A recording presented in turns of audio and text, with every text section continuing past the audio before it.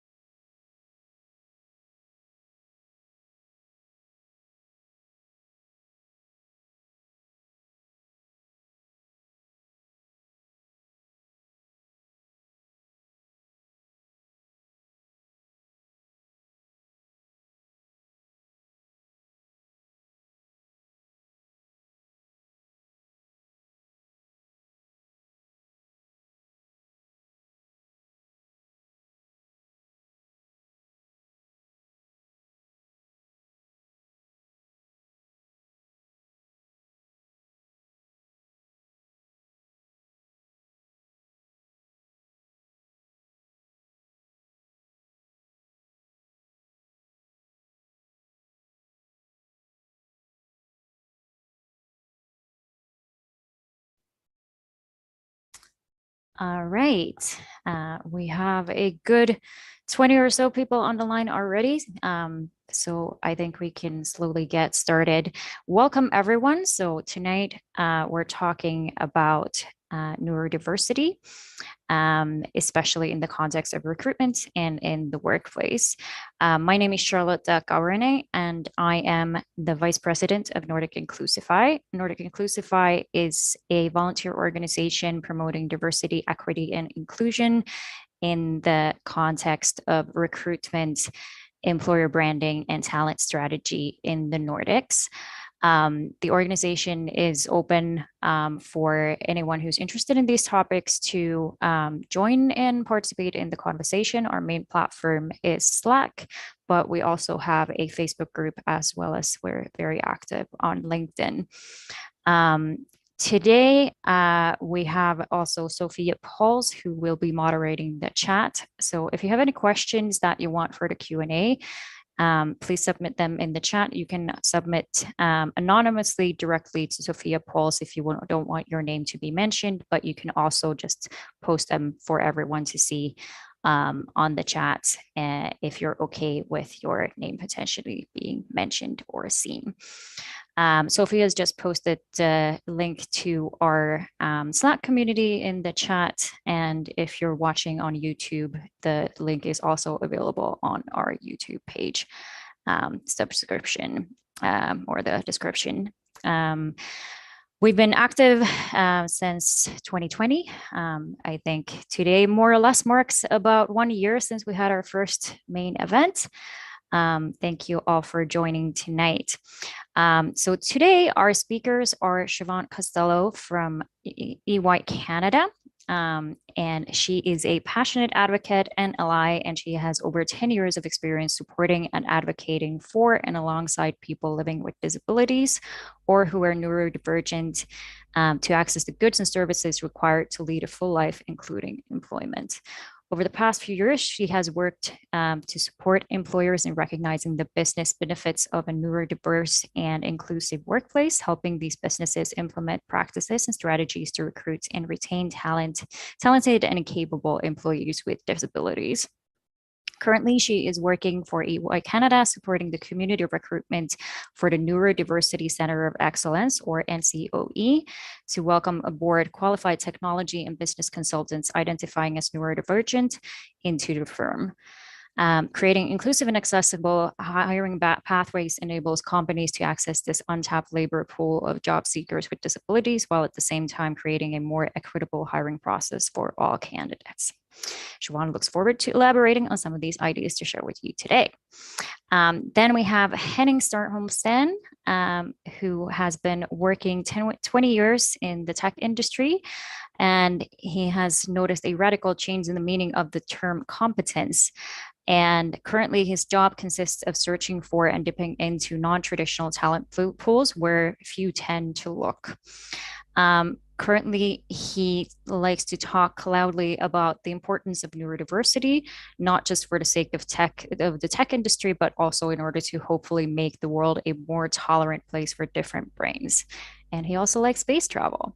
Currently, Henning is working for Tieto Evry and based in Oslo, Norway.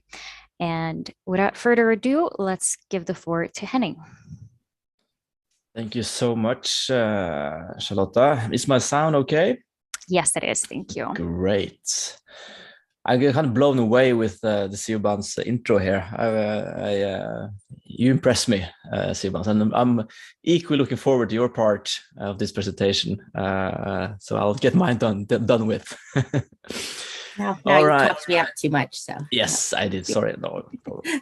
All right, let's see if this stuff works. Here we go, and share. All right, I'm so curious, what do you guys see now? Just the slides, looks good. Nice. Yes, looks good. All right. Thank you for having me, by the way. As you mentioned, Charlotta, I like to talk loud about this stuff, and my goal to being so publicly about this, both on LinkedIn and in Norwegian media, is the goal that if every company took in one or two neurodiverse people, we wouldn't have the challenge that is in the world today. I'm Henning Sandsten, as mentioned. I'm reachable at the email stated on the screen now, and by all means, please add me on LinkedIn. I'd love to connect with great minds around the globe. Really short about my company and who we are. Our slogan, so to speak, is that we are the developers of digital futures, meaning that we try to use technology in a good and ethical way. And since we are how many billion people on this planet now, we need 6-7 billion different futures, and everyone have a need for technology, which is their own. We are 24,000 professionals on a global basis. We have a Nordic footprint, which means our primary delivery market is in the Nordics. We have more than 10,000 customers, serving customers in over 90 countries. We have a revenue of much money, also invest a certain decent amount of money into technology and services. And we have global delivery centers, but as said, the Nordics is our primary market. Who am I then? My name is Henning. Yes, I'm 37 years old, or young, all depends. Father of 4 kids, aged 0, 2, 4, and 7. Hence, I have no hair. I've been in the tech business since 17-year-old apprentice, and that means actually I've been 20 years in business to this year. I've been employed in Tieto ever since 2006, so I kind of grew up in the company, so to speak. And I spent my entire career in the customer service segment, working service desk, 24/7 technician, second line production manager, and team leader. Now I'm employed as far as I know, the only apprentice and inclusion manager in the tech business in Norway. I've been having this position since April 2019. I have no known diagnosis, but I are in no way normal. And I'm born 15,000 years too soon, because I can't wait for the day we can zip around space and have a good time on the intergalactic level. And in order to do that, we need all brains. Haha. All right. As mentioned, I've noticed a change in the term of competence. And by that, I mean the days when you needed a formal education, a formal bachelor or master's degree in order to do programming or coding, for instance, that days are past. What I've seen today, one thing is in the neurodiverse segment, also in the youth and like alternate talent pool segment, is that competence has become so much more, because the knowledge you need in order to have competence, that doesn't necessarily have to come from a university or a higher education. It can come from Google. It can come from if you have a passion, if you have a drive, if you have a intense wish to learn something, and you put the effort into this drive of yours, you will become a competent person regardless of your education.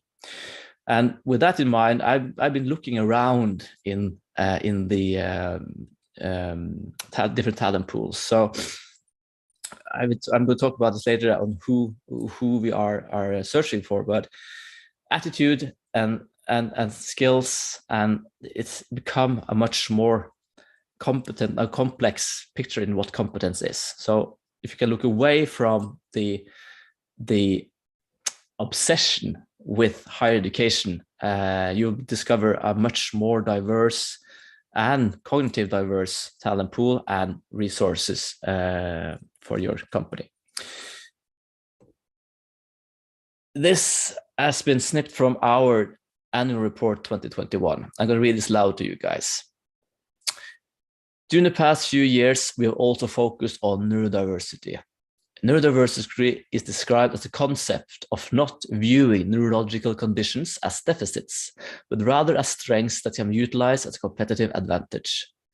Neurodiversity works together with the Norwegian Labour and Welfare Administration, aka NAV, to enable and accelerate this initiative. Coming out of the pandemic, we will continue to build awareness, both internally and in wider society, to increase the utilization of this mostly untapped talent pool. During 2021, we held internal sessions to engage our colleagues, and we are currently investigating widening the scope for neurodiversity work to a pan-Nordic level. With increased understanding about neurological differences, new opportunities will open up where digital talents can drive innovation, challenge status quo, and in general aim to make the world a better place. I find it so cool that we actually stated this in our annual report. And that's kind of like, it's a baby step. And we are in no way experts in this, but we have chosen to put focus on this. And that's why I can't wait to hear about later on, because they have that's like the next step, so to speak. But the concept of neurodiversity is if you have ADHD, if you have autism, if you have Tourette's, if you have dyslexia, if you have dyscalculia, dyspraxia, everyone, that doesn't mean there's something wrong with you. It just means that you have a certain set of traits that some may be negative, but some are also very positive. And if you as an employer can accommodate and work around the negatives, you will become and help this person become a force to be reckoned with. What is our mindset in Tietoevry? I feel that A4 is boring. What would happen is everyone is reading the same books, dressing the same way, watching the same movies, getting exactly the same inputs. We wouldn't get anywhere. Because if everyone is thinking alike, no one is really thinking. We also, as individuals, have our strengths and weaknesses. That means that we are good at something and we're bad at something. When it comes to neurodiversity, these variations may be more extreme. That means that they may be really bad at something, but equally be much stronger at something else. And if you can mitigate the negatives, you can really put advantage out of the strength. I also mean that we are all superheroes in some way. I mean, Siobhan is a superhero, Charlotte is a superhero, and try and determine and find your superpower. I'm so lucky to have discovered my dream job in the age of 37, and I'm eternally grateful for that. So try and stop up and find out what drives you. Don't what do you call it? Lost my phrasing here. Don't grow accustomed to something you don't enjoy doing, if you see what I mean. Try and find your superpower and utilize it. And when we are recruiting, we hear the managers say that, can you guys give me the right person for this job? You got to find me the perfect candidate for this job. But how about flipping it around? How about finding the right job for the person? I get a bit into this later on. Also, that the neurological conditions are not diagnosis on something that should be treated, removed, or cured. It's merely differences that should be valued, appreciated, and cultivated so it becomes strength through facilitation, understanding, and insight. I'll also get stronger into this later on. we work closely with the Norwegian Public Welfare Agency, which is then called Norwegian Labour and Welfare Administration. And by doing that, they're helping us with screening candidates. That means if they have like a pool of, say, 100 candidates, they can help us screen out the candidates that are very unlikely to succeed in our company.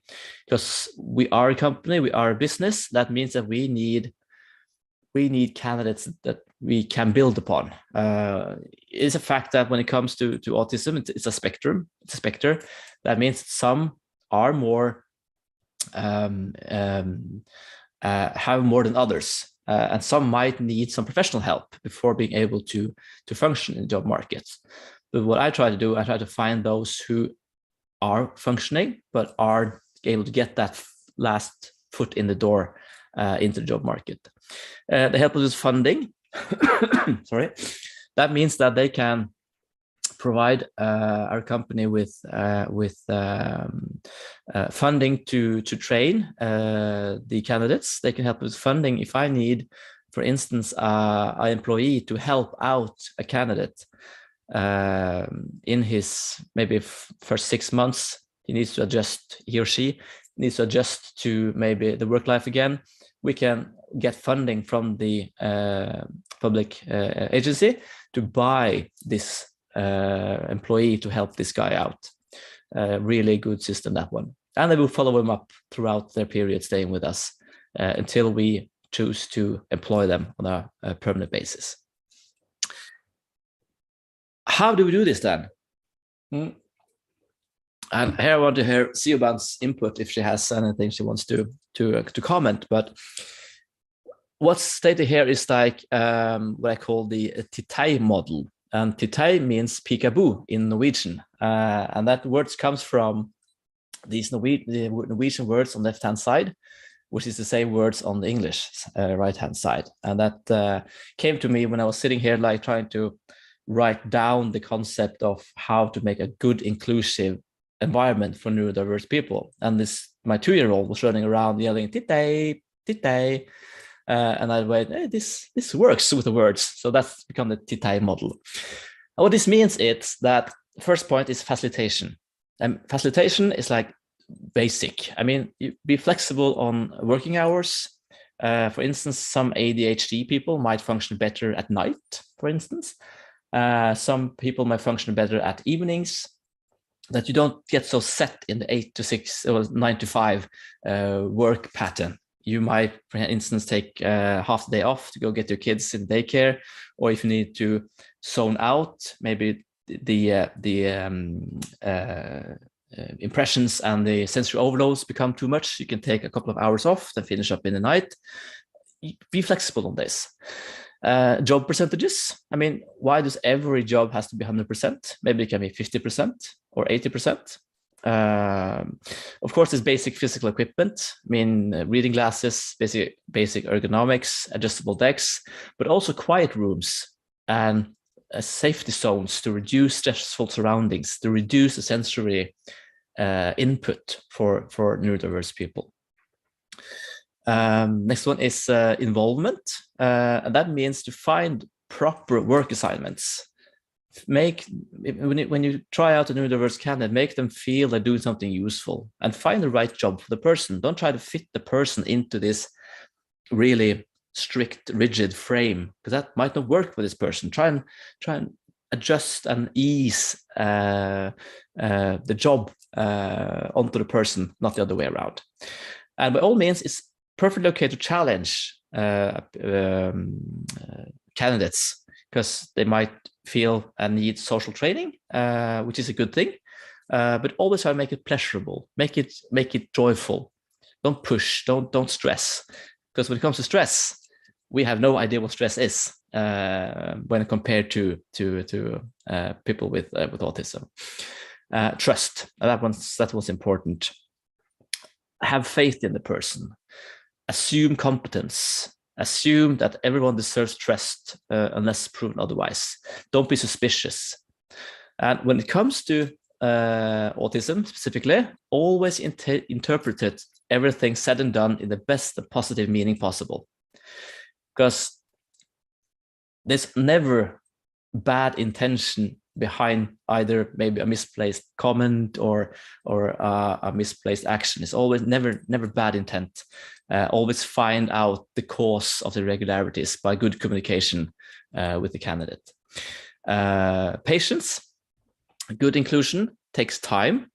In my cases, I often work with people who haven't worked for a long time.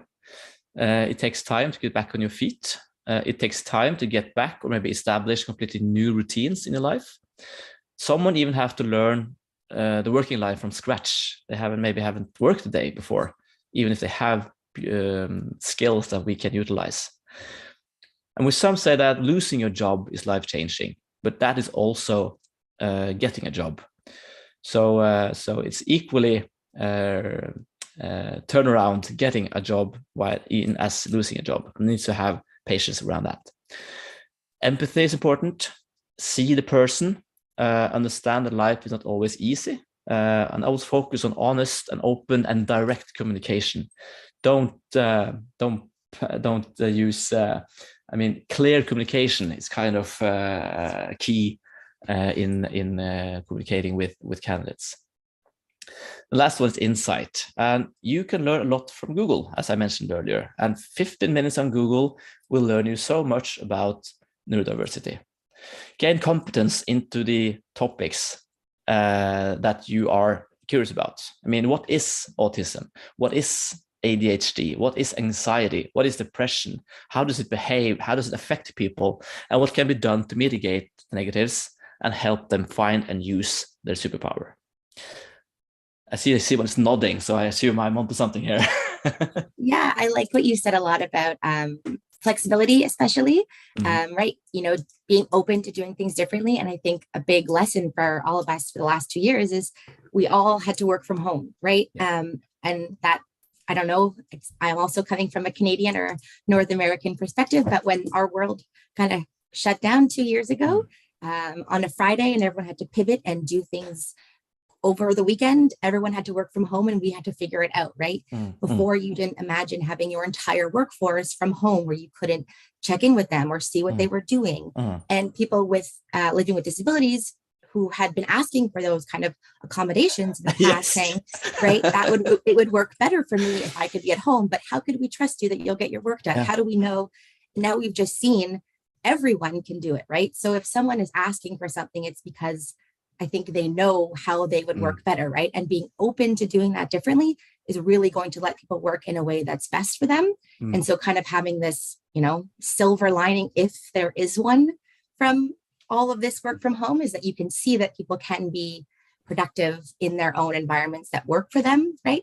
And that trust that you mentioned is so important because now people have earned that trust, right? But even before, you know, 2 years of showing that, you can, I think, you know, trust someone that they know themselves well enough to say, this is how I will work best. Can I work a flexible schedule? And then like Henning, you mentioned, that also goes for other people who aren't neurodivergent, right? If someone needs to pick up their kids from daycare and they need to just leave at 3, maybe they want to start earlier. Maybe they need to split the shift with their partner at home and someone works early for childcare, someone does in the evening, right? So being flexible, I think, for people with disabilities or those who identify as neurodivergent has, you know, a broader reach as well. So I really like, those points for sure. Awesome. All it took was a pandemic, right? Yeah, exactly. It was cool to say that because I also got interviewed by a magazine in Norway regarding what does the new normal mean for good inclusion. And exactly as you're saying, if you have autism, you might get weary and burnt out by having to get to work every day. What if you can stay home on Wednesday, for instance, you reload the batteries and get your energy back, that would mean the world.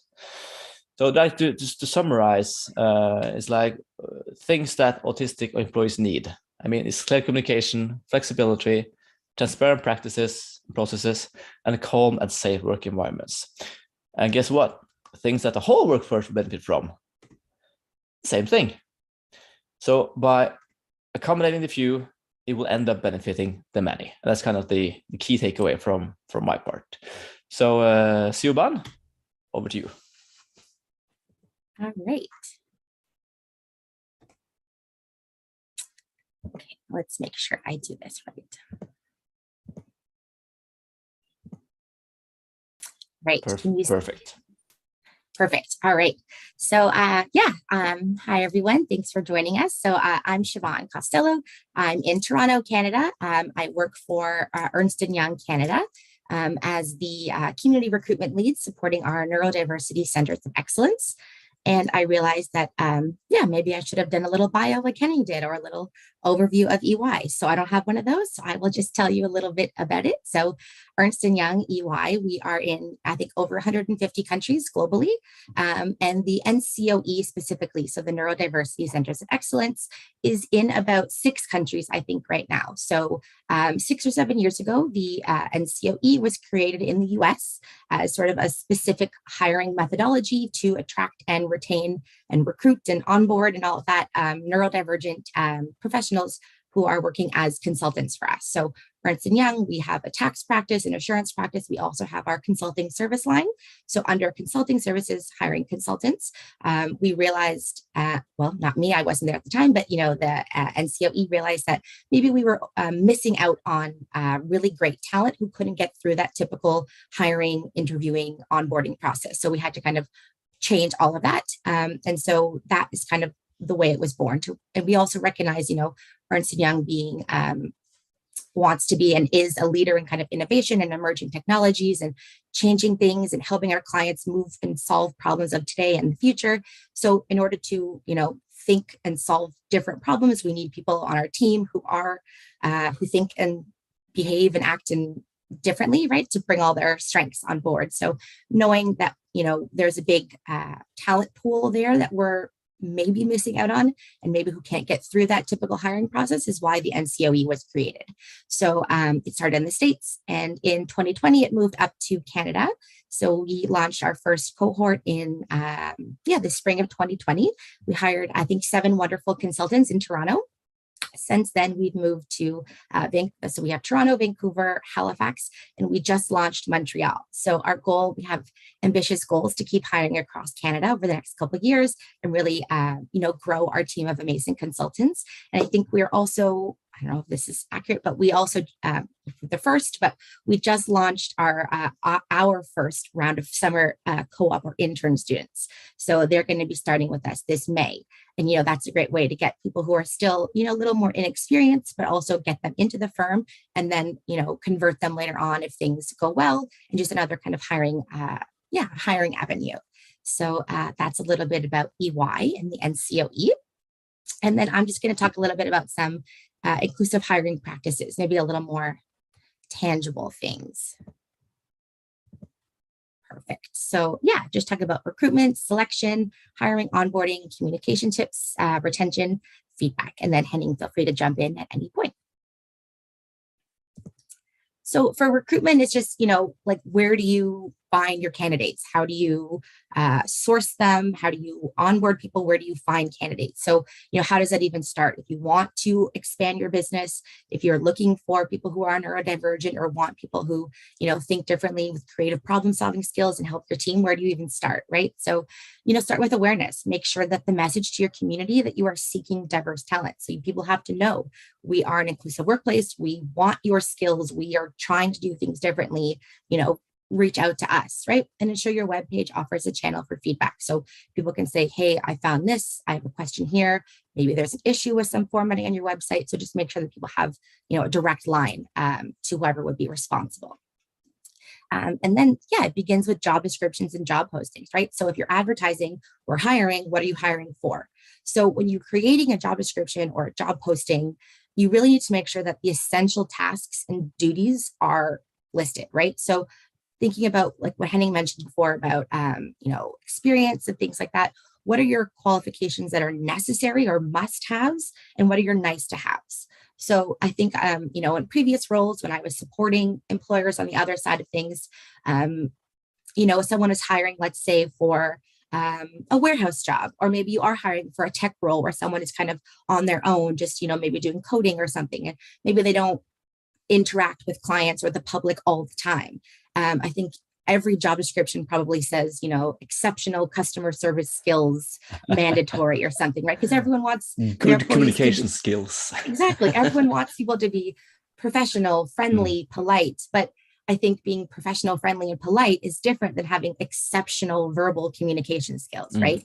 If your job does not demand you interact with clients on a daily basis or the public, or if it does every once in a while, right? Or you're just working with your coworkers, are you just looking for someone who is, yeah, professional and friendly and gets along with people, right? Who isn't rude or right or things like that. But, to say on your job description, excellent customer service or excellent communication skills is going to maybe make people self-exclude from applying, right? They're like, oh, well, I don't want to talk to someone all day, every day. I don't know if my verbal skills are up to par with what you're looking for. So they just might not apply in the first place.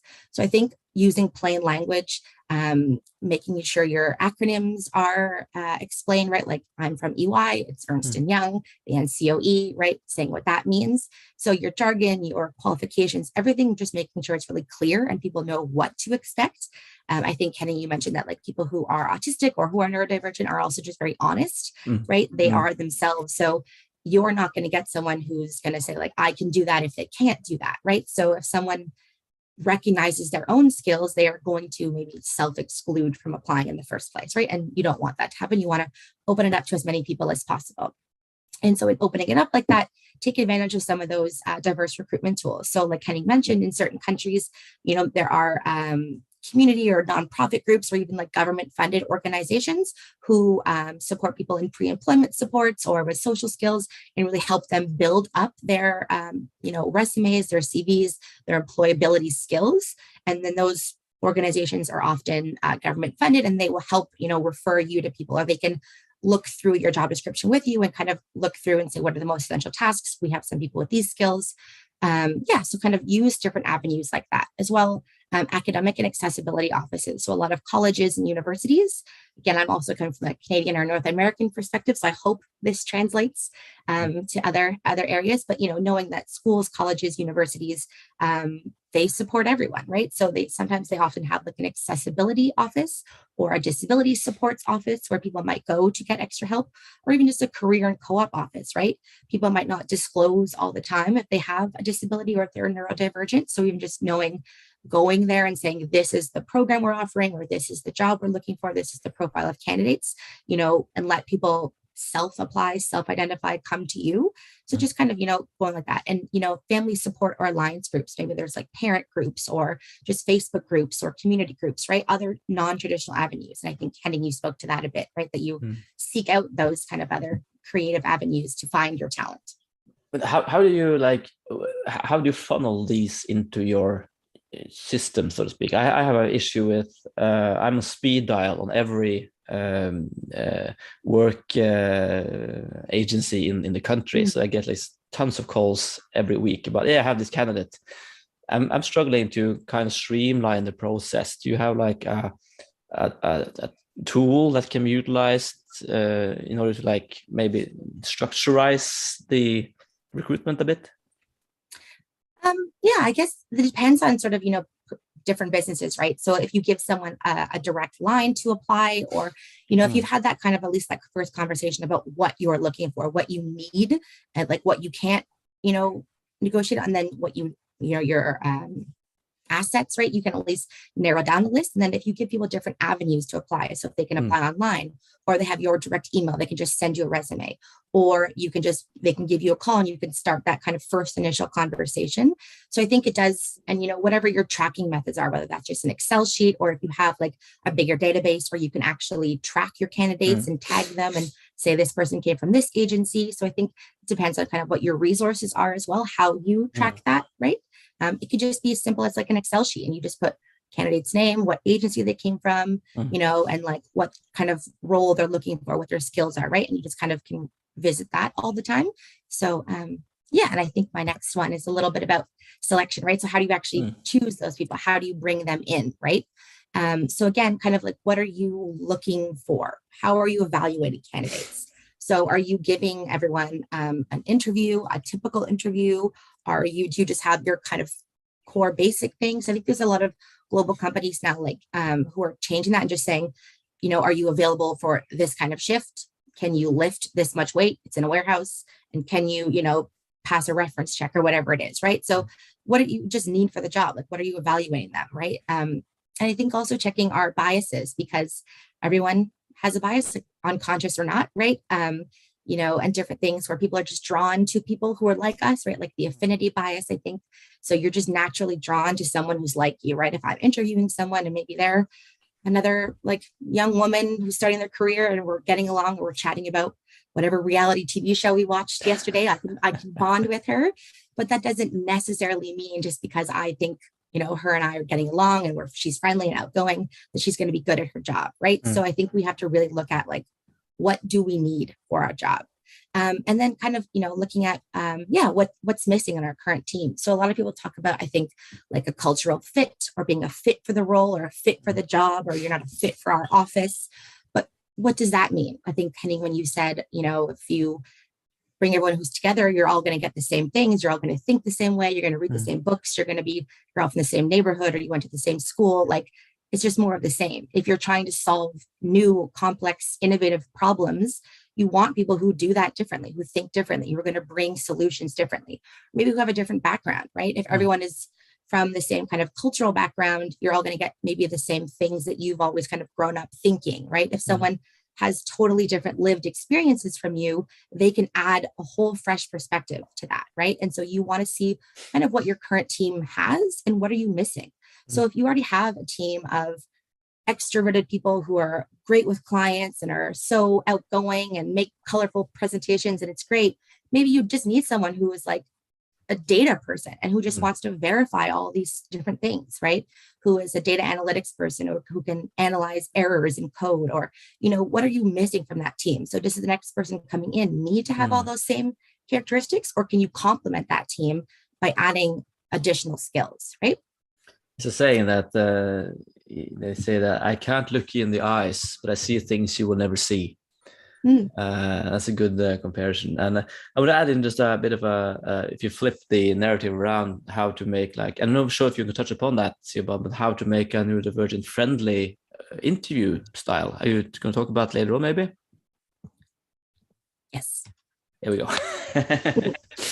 So yeah, interviewing too is difficult, right? Or it's not difficult, but it's tricky, right? You can call it, it can be a typical interview. It can be a phone call. It can be an assessment. You can go for a walk.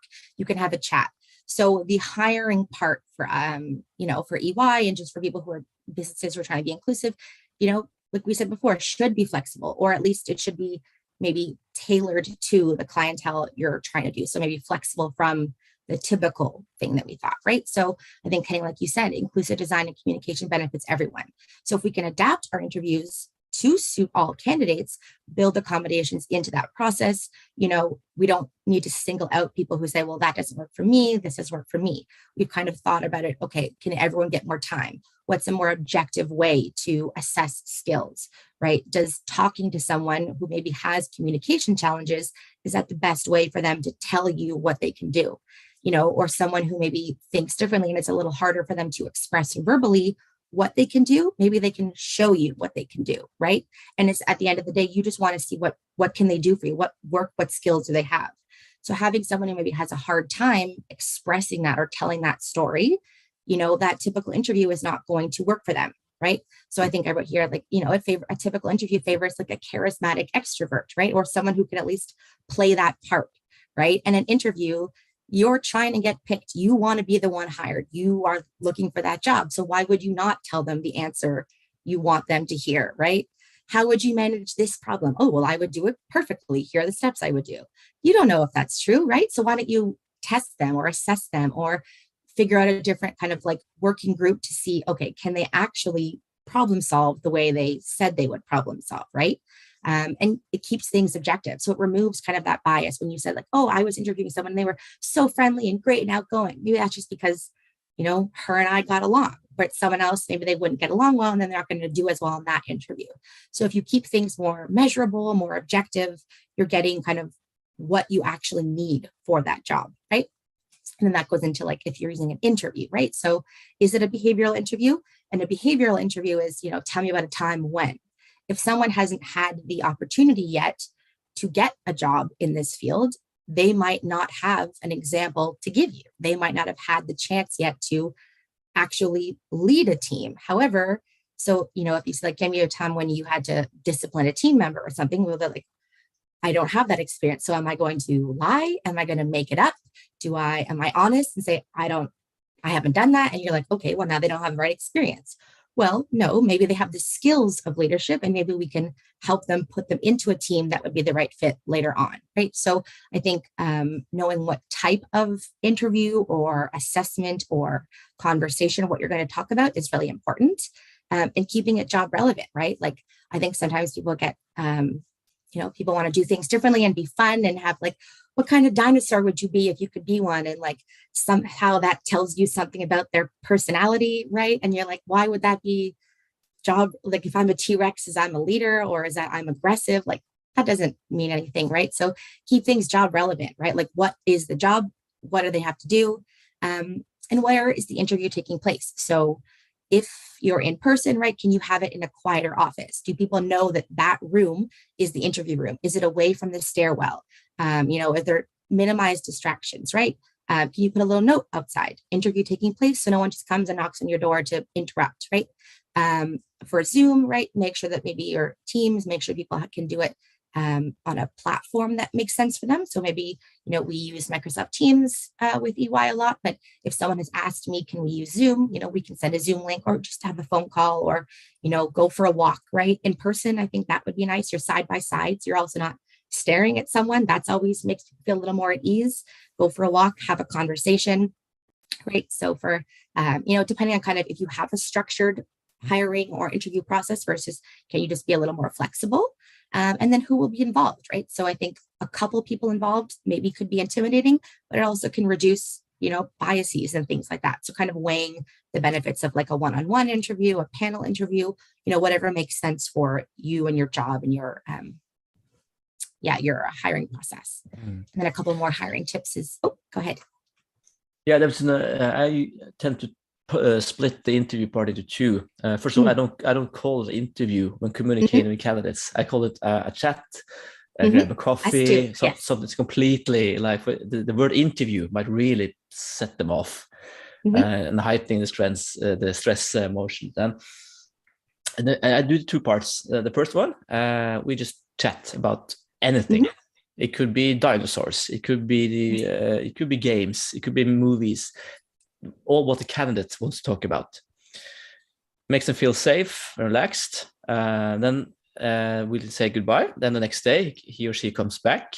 I use the same room. I wear the same shirt. I never wear perfume.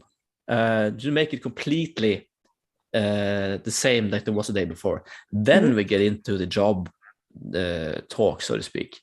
And you mentioned that it's much better to put them in a practical situation than like completely verbally, as you said. And what we try to do is hey, come here, work here for 2 weeks, give them a set of like tests and small assignments just to see how it works out. That's in my experience works much better than a traditional interview setting and traditional testing. You're going to get tested now. Don't tell them that. So great. Yeah, no, definitely. Right. And for us as well, we don't call things interviews. It's like an introductory chat. Right. So again, and that's so we can provide information about the job. We can make it more clear. And in that, we can just like, tell me about yourself. And it's not like I'm not checking any boxes or making sure, it's just like get to know each other. And then you move on to maybe those assessments or, whatever makes more sense. So, after hiring, right, comes onboarding. So once you have selected someone, once they pass through your chats, your hiring process, they're here. How do you kind of make sure that they feel welcomed and that they know what to do at work? So I think like the biggest thing is to make things clear. People need to know what to expect. Autistic, neurodivergent, neurotypical, we all want to know what to expect, right? If you come in and you are trying to figure everything out, if you're starting a remote job, right? Like when I started at EY, it was started with remote. So having access to supports and buddies and a counselor and all these kind of supports makes things easier. Having a very clear onboarding plan is really helpful. So communicate ahead of time, right? Before someone actually starts on day one, they get an email to their personal email saying, this is your start date. We're going to send you your laptop. This is what you should expect for the first week. we have 3 set days of onboarding. Everyone goes through them. Afterwards, we'll have our own check-in, and make it clear your first month is learning, your first week is learning, or your first, right? Like just really make it clear. And even remove all pressure, remove exactly. all stress factors. Yes. And break it down even more than that. I think like communicate, like over communicate, right? Like someone might need to know, okay, you just said my first week is learning, but what does that mean? Is it all day, Monday to Friday? Is it really all day? Do I get a lunch break? Like, yes. Do I have to do it myself? Who's learning? Do I teach? Like, there's a lot of questions. And which door am I going to use to get into the building? Yeah. I think the unspoken sort of rules that you think, oh, well, once they come in, they'll just see everyone else going over there. You're like, well, no, that doesn't work for people who don't think typically, right?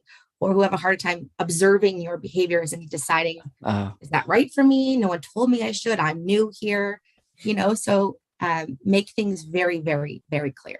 I have a great story on that one because we employed a neurodiverse person and he came on his first day. He got picked up in the reception area, got his access card, shown around the premises, saying hello to everyone. He was really outgoing and friendly, and I was like, okay, that was his first day. Then he went home, came back the day after. And I was walking around the reception area for some reason, and I saw this guy sitting there in the couch. I was like, hello, are you waiting for someone? He's like, yeah, I think, then he mentioned the manager's name. I think he is coming to get me. Okay, sure, I'll let him know you're here. Then I went up in the building. I found the manager. It's like, the guy is waiting for you downstairs. And the manager like, why is he doing that? I mean, he got his access card yesterday. He can just come up. And looks at him and is like, yes, and you know that, but did you tell him that? Right. He's like, oh, crap. Then he realized I hadn't said that. He hadn't said to him, now you have your card. Now you can go and enter it yourself, the building as you like. And the manager knew that instantly. Oh, damn, I messed up. But he knew that he was supposed to do that. And that made me feel happy that he realized that the miscommunication there. So the little things, and we can laugh at it later. It's not these little things that makes the whole difference for experience. Yeah, no, and that's such a good example because I think sometimes people who are neurodivergent or just different thinkers are very literal sometimes, right? So they never assume anything. Right. A rule is a rule. It happened once. That's probably the way again. Yes. But then again, on the contrary, like if you tell someone, oh, we always do this. Well, you just said always. So maybe they will always now go ahead and do that. Right.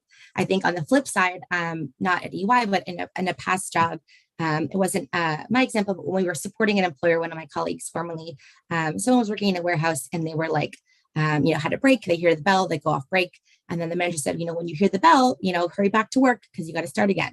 So the person said, okay, hurry back to work. So they were hearing their bell and they were running through the warehouse. Yes. And the manager kind of approached my colleague and was like, this is a safety hazard now. We've told him to stop running. He won't stop running. We don't know why. And we kind of figured out, well, like you just told him, hurry back. Like he's literally so excited or is trying to do a good job that he's hurrying through the workplace, right?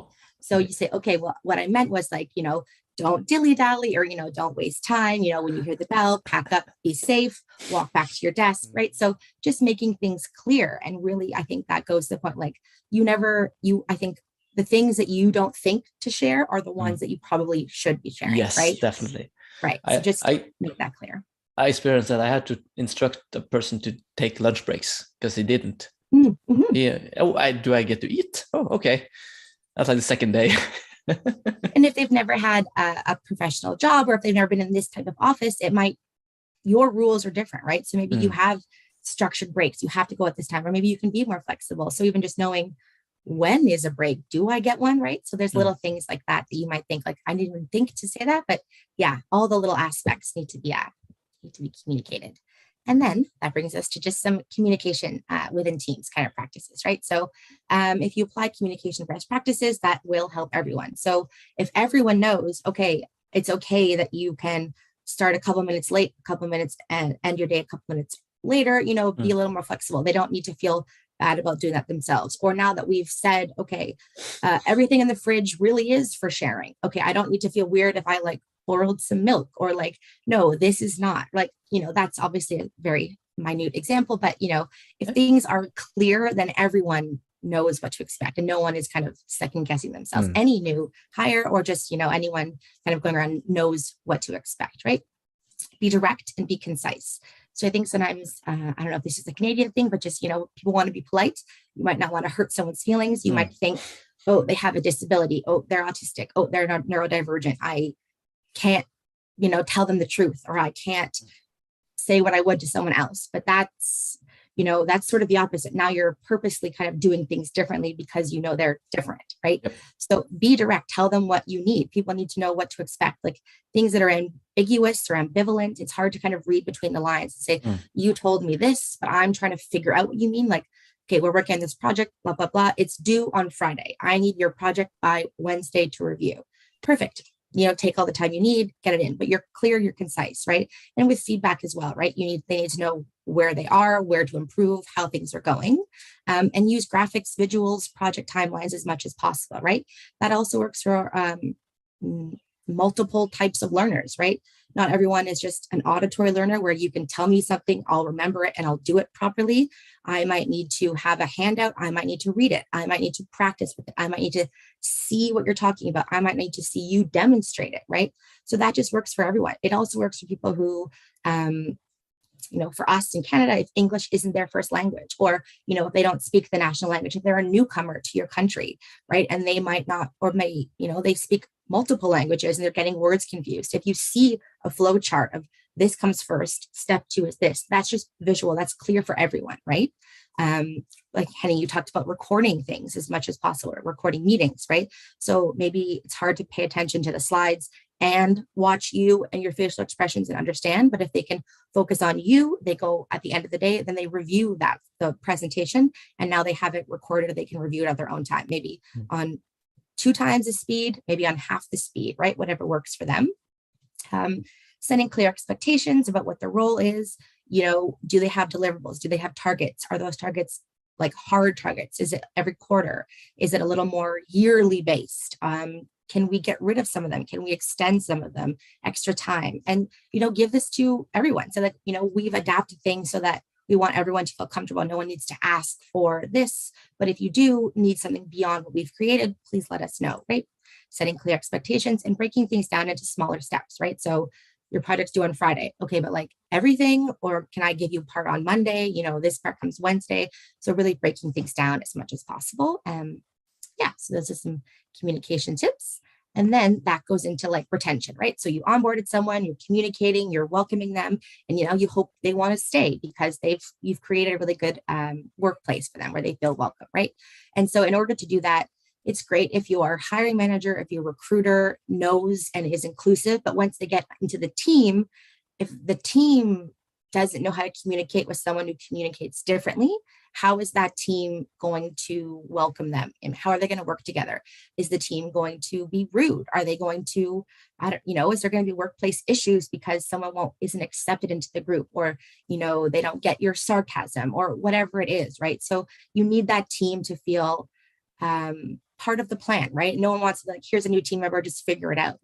If you're on a team, you want to feel like, okay, my boss trusts me that I can do things as well. So I want to be involved in that process of welcoming my team member, right? Things like that. So getting support from your teams, knowing, we need to hire. What skills is your team missing? What do you think would be a value if you had someone else? What could they do that would be different from you, right? And then they feel, okay, great. I am kind of part of being an inclusive team, and I can recognize other strengths and leverage that, right? So train and educate, right? So a lot of nonprofit organizations or government organizations or universities will offer, diversity inclusion training, right? Like wonderful Nordic Inclusify. So learning things like this, right? Educate everyone and just say this is not because we have, Adam starting on Monday that you need to learn how to work with Adam. We want to be more inclusive. Here's communication tips. Here's inclusive strategies for everyone. Everyone should need to know this. And then you're not singling one person out or making it this is so you can work with this person, right? It's everyone can now work together in a better way and will be more inclusive for everyone, right? And then create or leverage your employee resource group. So if you have a disability or a diverse abilities or an abilities group, right? Maybe people who are neurodivergent or who have different disabilities, and they can kind of support each other and offer them, peer support that maybe you might not, things that you might not have thought of, or they can have a little more, a safer space to kind of talk about workplace issues like that, and then leverage them to say, can you maybe support our hiring initiative? We want to make sure we do it properly. So retention, right? You also want to coach feedback and maximize performance. So if someone wants to stay, you need to make sure that they're doing a good job. How do they improve? How do they grow? How do they keep, thriving at your company? So share kind of that performance appraisal during onboarding to provide clear performance expectations. So that just means like when they're onboarding, when they're learning about your company, they should learn how they will be evaluated, right? Is it just on documents checked? Is it on clients called? What is it? Is it a little bit of everything? Is it how you show us your skills? Is it growth? So just, make sure they know what they're going to then later on be appraised by or judged on or measured, right? So that they know what to expect, and they can make sure you can help them make sure that the kind of mini goals are set so they can get to a good performance review, right? They know what to work on. Discuss all those policies, right? So again, things that might not be clear, or say like we have this employee code of conduct, everyone needs to read it. You need to follow this at all times, right? Or this one, just talking about what those policies are. So, do self-evaluations, peer feedback, manager, supervisor feedback as well on a quarterly basis. So that can just make sure that it's not one person seeing the, your new hire. It's also, give the new hire a chance to evaluate themselves, or maybe see things from their own perspective and say like, you didn't realize that was harder for them, or they struggled in this area, or they need more support here. So getting that, and then as well as their peers might be able to see things that the person might not see about themselves. So having kind of a more global overview, and that's the same in like your hiring stage, right? If you want to see the person as a global, kind of from a global point of view, right? An overall point of view on what their skills are. And then again, when they're in the workplace, what are their skills? How are they progressing? What areas they need to keep working on? So encourage your employees to identify and document their goals and priorities to create an action plan. So that can start with like their learning action plan. Most people aren't day one totally ready for a new job. Most people learn at least part of that new job on the job, right? So I think there's a lot of pre-employment supports, but like you can't learn a job before you're in the job often, right? Unless you're like an apprentice or something, or a student, and you're kind of put in that learning path. But to say, you're day one ready, you have everything we're looking for. Most people that you hire probably don't have all 25 out of 25 checkboxes checked, right? But they have transferable skills, and you can help them get there. So create that learning and action plan. So identify what their skills are, what their strengths are, and where you hope to help them get, where their end outcome, and then break that down and say like, okay, our first quarter is just to help you like feel more comfortable with your presentation or with your communication skills. We hired you because you have great tech skills. Now let's work on making sure you feel comfortable in a client environment or working with a bigger team, right?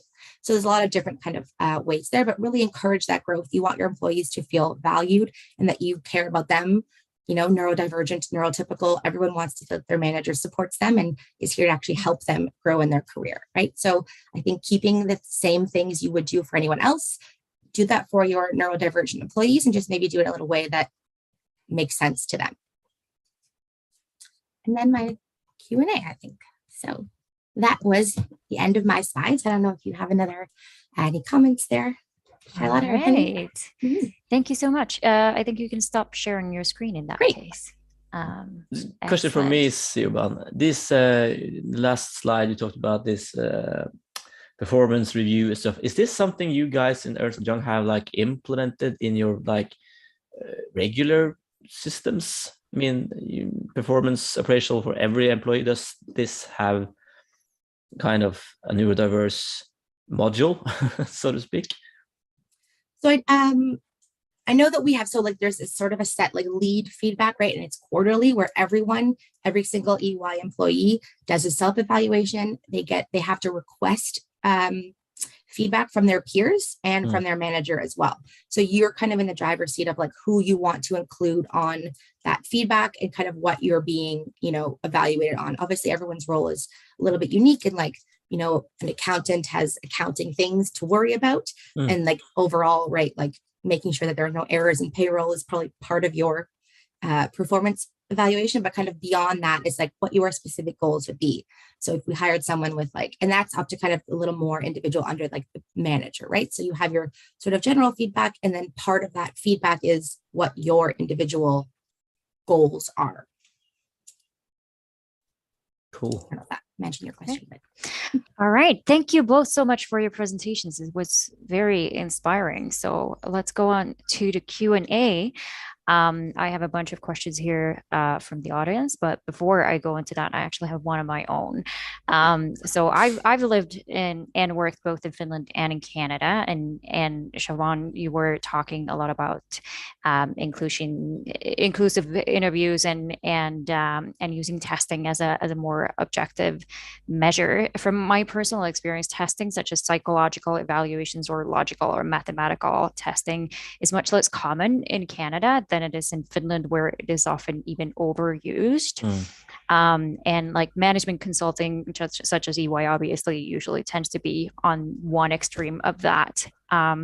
But like as an example, I have personally sat through 5 hours of testing for an administrative assistant position once upon a time. So where do you guys think that would be the reasonable middle ground for getting the objective results versus then more traditional interview techniques? My experience with testing is when it comes to tech and like do code tests and programming tests with more technical skills. If you add a time frame to anything, they'll get stressed out of their head. They're going to look at the counter, watching it count down while trying to do code, which they perfectly know. I mean, they've been coding for many years, but adding that time frame really puts them off the game. So it's like a double-edged sword, the testing. You might get a good result, which kind of can defend your decision to employ this person, but it could also be a false negative. That person actually have much more potential than was able to show through the test, but because the time frame and the time pressure put him out of his game, it would just mess it up. So I'm much more fan of a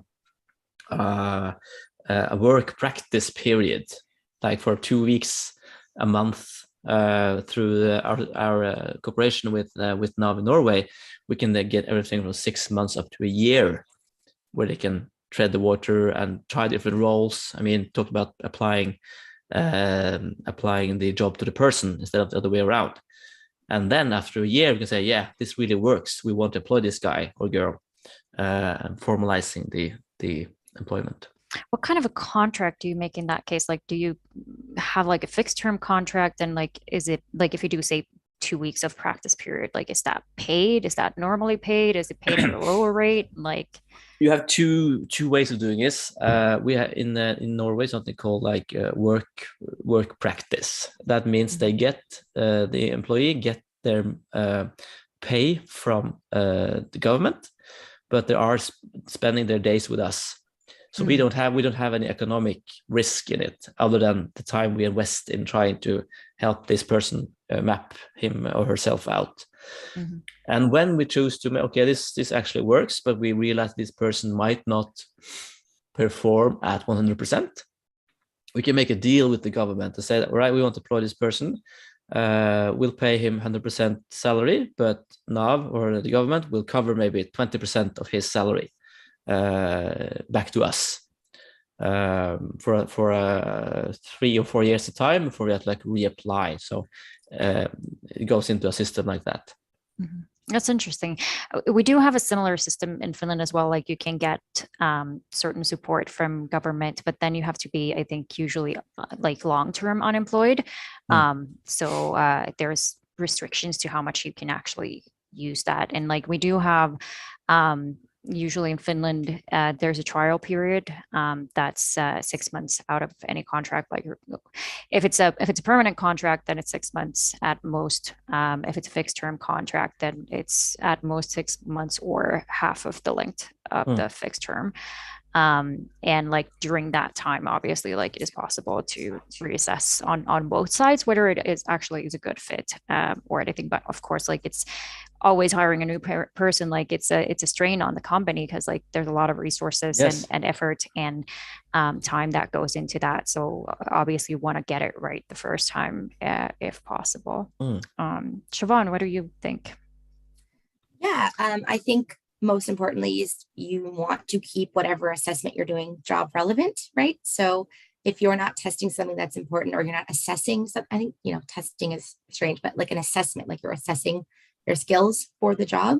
I don't know if a 5-hour admin role testing is right, relates necessarily to the job. My manager is also here on the call as well. So she can, maybe Tammy Morris can share a little bit more about maybe the reasonings behind some of the EY decisions. But I think knowing that keeping things job relevant and really kind of only assessing what you need and doing that in a way that is helpful for people, right? Or is conducive to different learning styles. So like a 5-hour, in an office room, doing an admin test doesn't work for everyone, but what are just some of maybe smaller tasks? Can you break it down? Can you stretch that over time, right? I think those are some things that we do, but yeah, sure. Tammy is here if she has some more ideas. Sure. No, Siobhan, thank you. I put in the chat as well. I think our neurodivergent consultants, we're constantly evolving, where we have a methodology, but it's always being edited. But we balance our exercises, and we use the term exercises and chats, right? So we've thrown the behavioral interview out. None of them are actually behavioral in nature. But there are teaming exercises and there are technical exercises.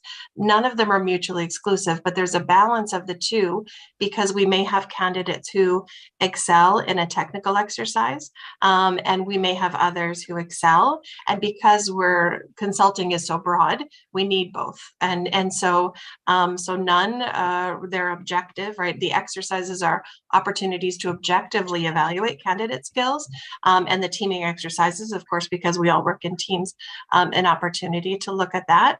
One of the things I think that needs to catch up is, some of the technology tools that do create an issue. So I think you mentioned it a little bit. We look at candidate tracking systems.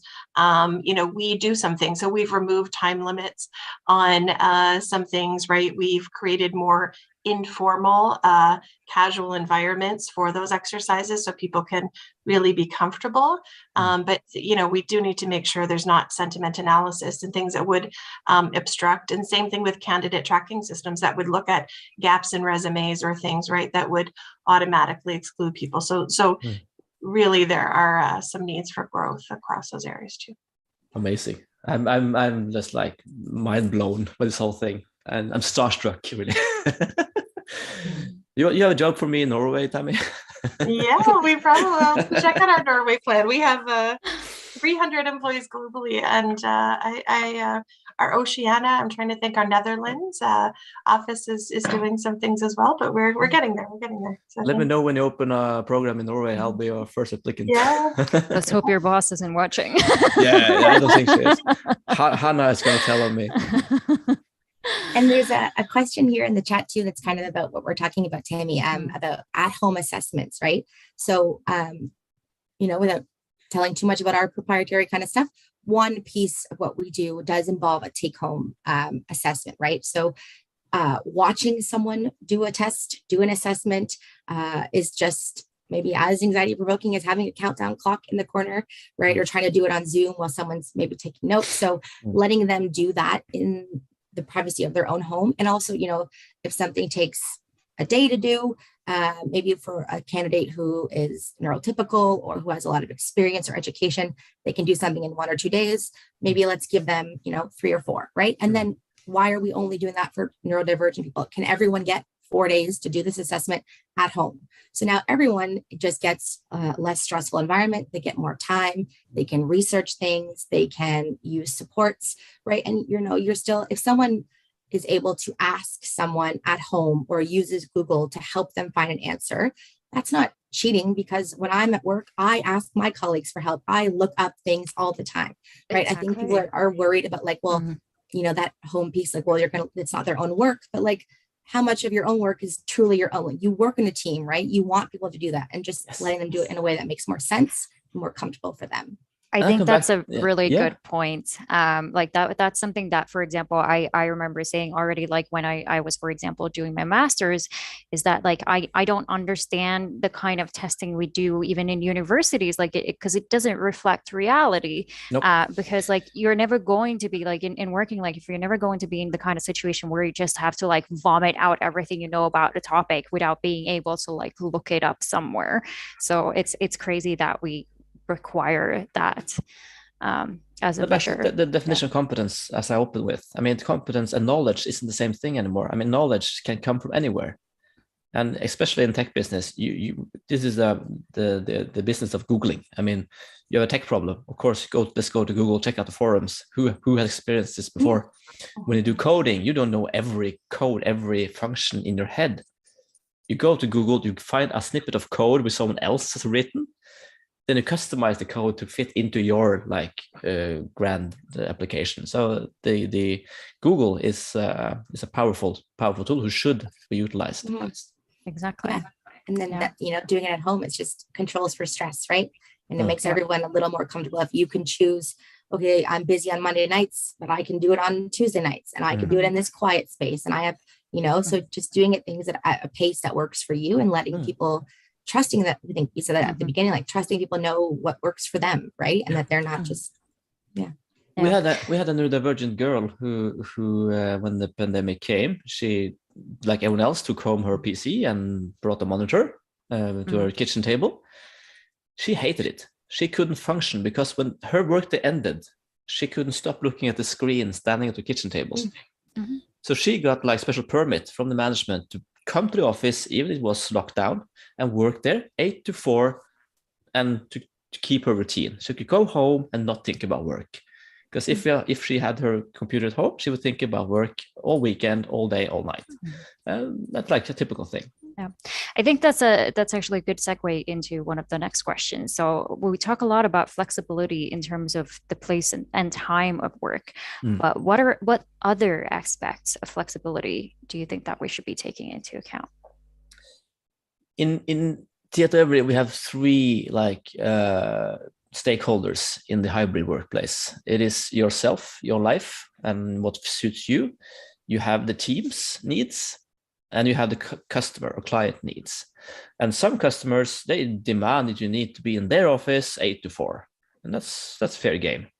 While others don't really bother whether the work, as long as the work is done, you can do it whenever you like, when you like, where you like. And of course, you have the social aspect. I mean, the team, if you work together and become a production team, you have to meet at some time. But don't need to be every day. Don't need to be every, you can like, okay, for instance, have like, okay, every Wednesday, everyone goes to the office, we have lunch together and be social. And if the neurodivergent he or she may hate it, but as long as it gets predictable, because it's not unhealthy to, as I said, challenge a bit, as long as it's done in a good, positive way. So you have to find out what works for he or she, and that could be done in this practice period I mentioned before. You figure out a lot of a person when they work with you for a month, and thereby try to accustom the job to the person. Yeah, and I think that's like that on the job part is so important. But even starting before that, like we're talking about like interviewing or hiring, being flexible means being open to doing things differently. Like just because you've always done it this way, do you have to keep doing things that way? Can you challenge it and just say like, why? Can we have an other option? If maybe you don't need to replace it right away, but can you at least have an alternative? Right. And then maybe that alternative becomes your better one for everyone over time. Right. And then, on the job, like having for EY, when we're trying to hire like consultants, right? A consulting team is broad. We need people who have different skills, who do things differently, who work on different ways, who have different communication styles, different creative skills. So being flexible on like kind of the skills or what you're even looking for, and maybe like saying, this is our end goal, but like, is it the only way we've always done it? Is the only way to get to that outcome, right? Our goal? Or can we have people who want to do things differently, who work from home, or who communicate in different ways, or who want to communicate with graphs versus like, or typing, like just being open to different ways of doing things.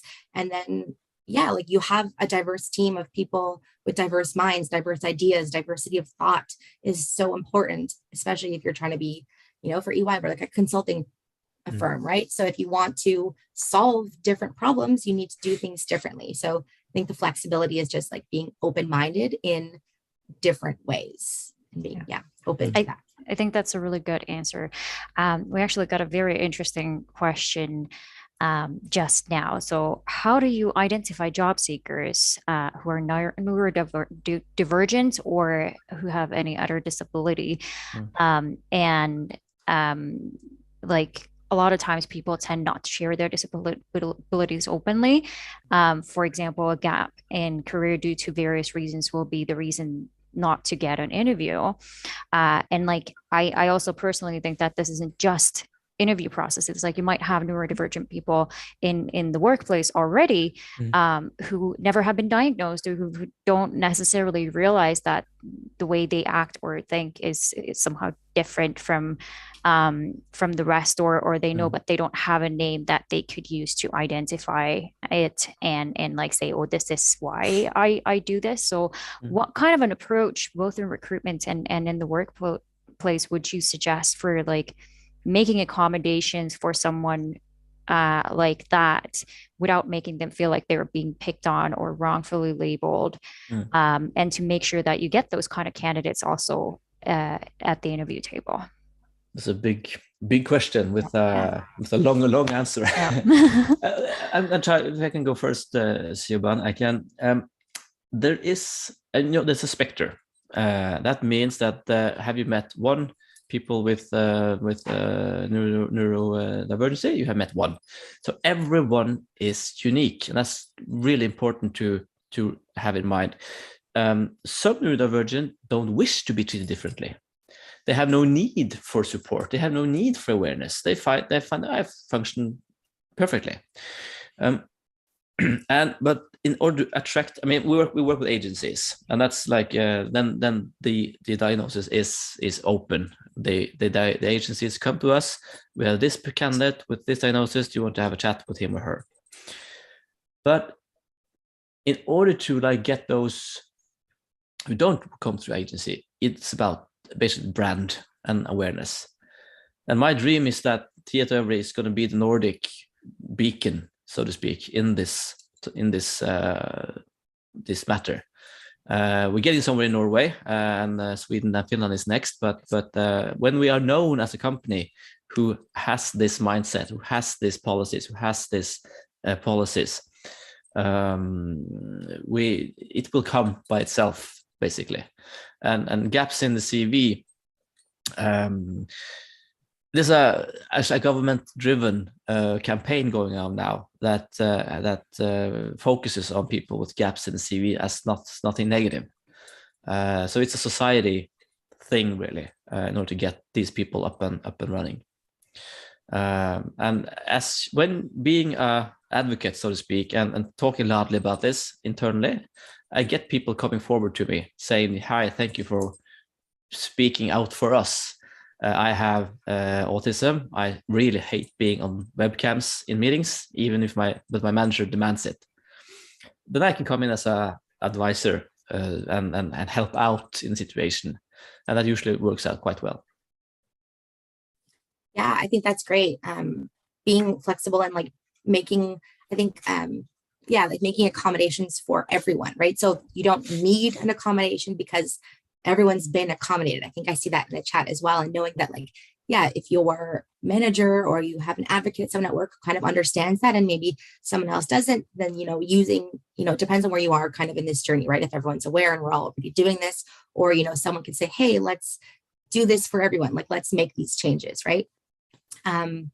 I just forgot what I was going to say as well, but yeah, I think even just starting in like the recruitment process, right? So like if everyone gets more time for their assessment, everyone gets, what platform works well for you. And also like, disability is part of someone's like medical history, or right. So that's private knowledge. You cannot ask someone, what is your disability? Please tell us if you are autistic. Like that isn't any of your business, right? So, and that's helpful for me to even say that, to remember, right? You can't really just ask these things, right? But you can say, we have created a hiring methodology or a hiring process to be inclusive of people who think differently, right? We recognize that maybe the typical way doesn't work for everyone. So this is what we've done. We're trying to actively seek out people maybe who have been disadvantaged or who didn't get, who have faced barriers in the workplace because of their race, their gender, their disability status, whatever that is. You might not have been able to get that interview. So we recognize that. So let's do things differently. Let's give you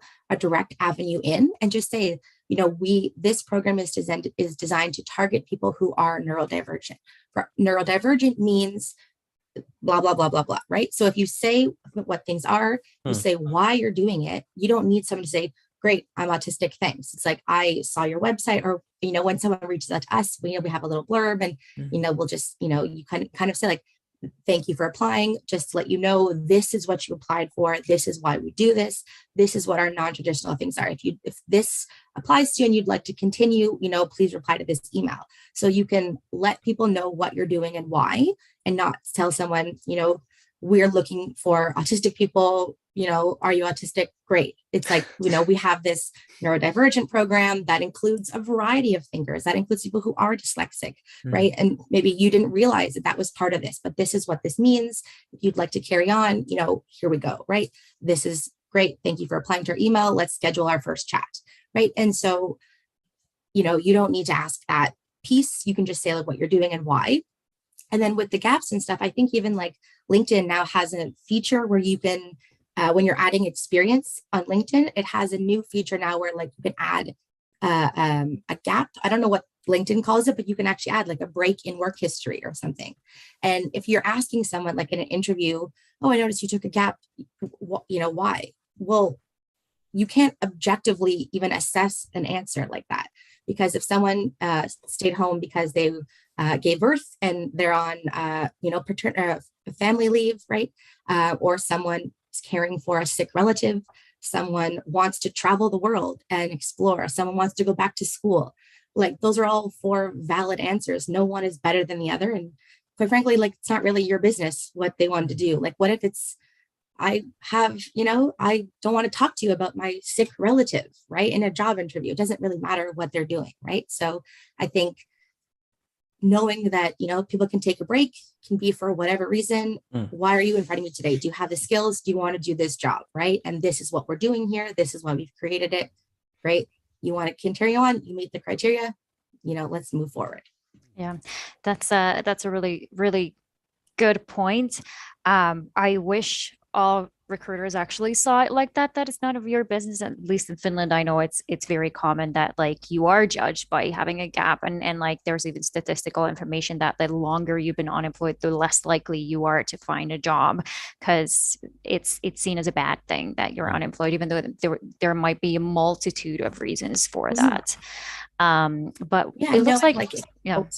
If you've been out of the workplace for a while, like, you know, that just might mean you need some upskilling, right? Like if you have just been out of the workforce or this specific type of work field that you're in for a while, you just might need a little upskilling. Or maybe that first month is just learning a couple of new coding languages. Maybe you did like the coding of 10 years ago. Maybe things have evolved. Can you update those skills? So recognizing that a break doesn't mean you don't have skills, or you're not the right fit. You just might need to adjust what that learning is for someone. Yeah, but it looks like we actually have someone who would like to ask a question, either on video or by voice. Manoj, if that's the correct pronunciation, would you like to go?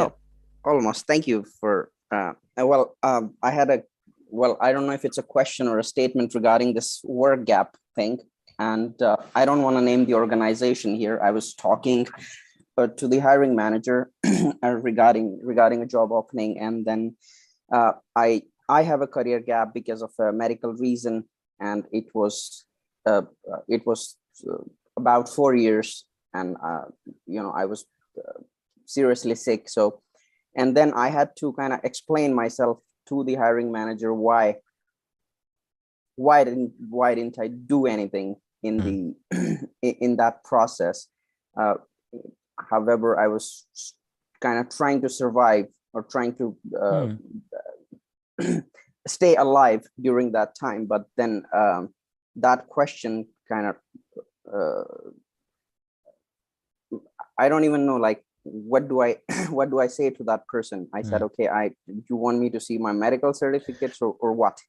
So and just since this is a bit off the topic, but since this is about diversity and inclusion, I'm based in Finland, and I don't have a Finnish name clearly, so I sent an application with a Finnish name and with my real name, and I got a phone call from with the same, everything was same, phone number was same. It's just that my name was different. But then, yeah, I got a phone call, but the automatic rejection on my real name. So it's sad.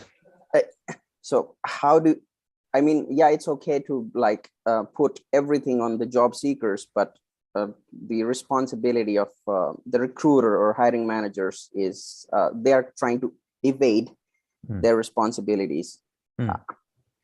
So what's your take on that? With Norway, some say, oh, we don't have racism in Norway. Yeah, Charlotte giggles, and that's bullshit, I mean, and it's sad, and I would hope and that would come further in year 2022. And I sorry to hear your story, Manoy, and I really hope you get someone who appreciates you. And I don't know if you're in tech business, but if you are, feel free to send me a CV. But yeah, it's a society problem, and the only thing we can make this better is to be loud about it.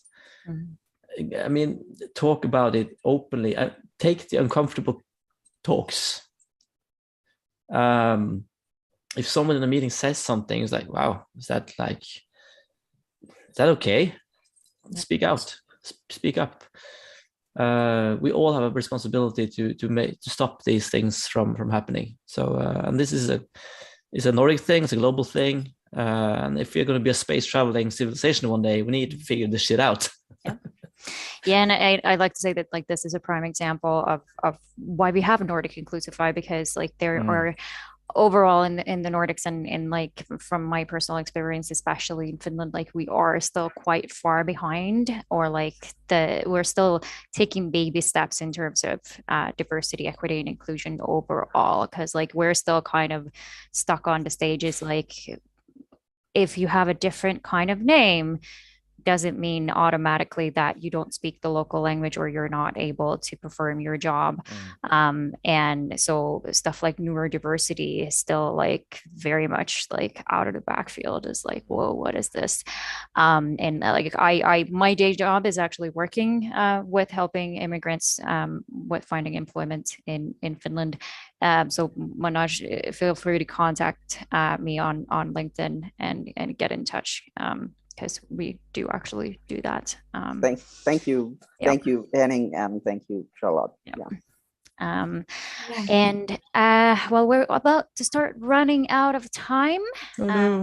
So thank you both so much for joining, and it's been we would still have a few more questions, but I'm afraid that we have a pretty much hard stop here at 6:30 or 5:30 and 10:30, 11:30, I think 11:30. Yeah.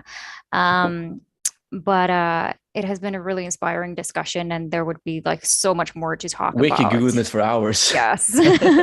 And this has been really exciting.